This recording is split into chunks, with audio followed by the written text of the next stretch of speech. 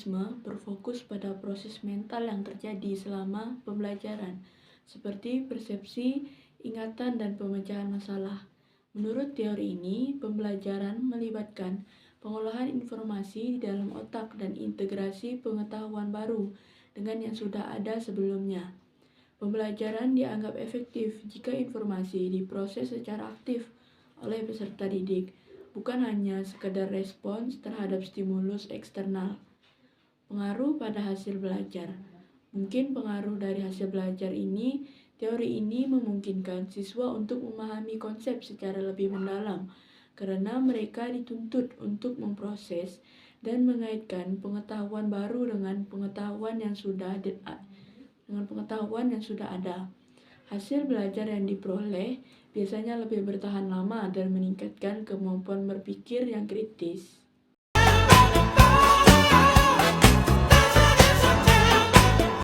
Teori behaviorisme menekankan pada perubahan perilaku yang dapat diamati dan diukur sebagai hasil dari pembelajaran.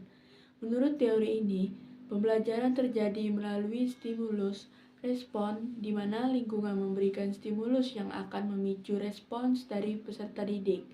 Konsep reinforcement atau penguatan dan punishment atau hukuman sangat berperan dalam teori ini.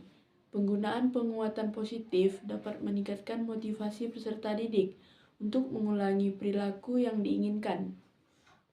Pengaruh pada hasil belajarnya yaitu siswa dapat menunjukkan perubahan perilaku yang cepat karena metode ini fokus pada pengulangan dan latihan.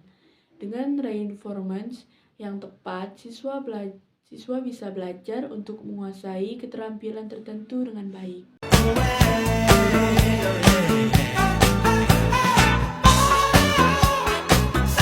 Kelebihan dan kekurangan model pembelajaran cooperative learning.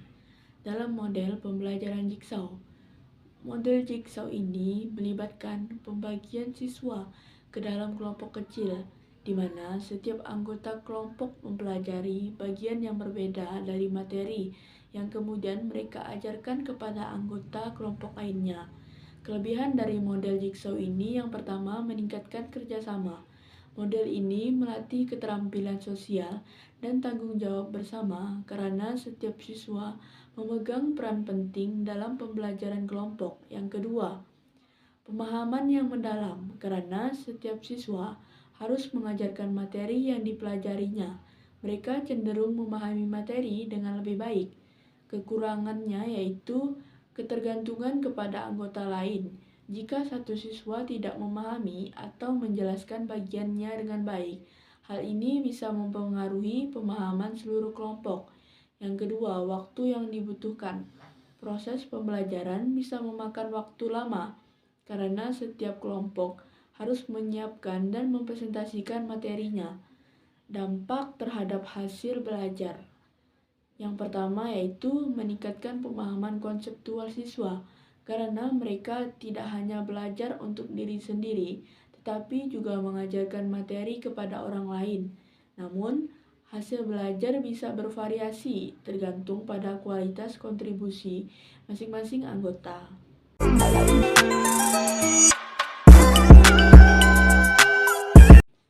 Yang kedua, model Think, Pair, Share atau biasa disebut dengan TPS. Model ini melibatkan 3 tahap. Yang pertama, siswa berpikir secara individual. Yang kedua, berdiskusi dengan pasangan. Lalu yang ketiga, berbagi temuan atau solusi mereka dengan teman sekelas. Kelebihannya yaitu yang pertama, meningkatkan partisipasi aktif. Semua siswa berkesempatan untuk berpikir dan berbicara, sehingga meningkatkan partisipasi dalam kelas. Yang kedua, meningkatkan pemahaman. Diskusi dengan pasangan dapat membantu siswa untuk memperjelas pemahaman mereka sebelum berbagi di depan kelas. Kekurangannya yaitu yang pertama, pasangan yang tidak serasi. Jika pasangan tidak berfungsi dengan baik, misalnya satu siswa dominan sementara yang lain pasif, hasil belajar bisa terganggu. Yang kedua, tidak mendalam. Pembelajaran cenderung fokus pada diskusi singkat, sehingga pemahaman yang dihasilkan mungkin kurang mendalam. Terus dampak terhadap hasil belajarnya yaitu yang pertama, membantu siswa mengembangkan kemampuan berpikir kritis melalui diskusi dan kolaborasi.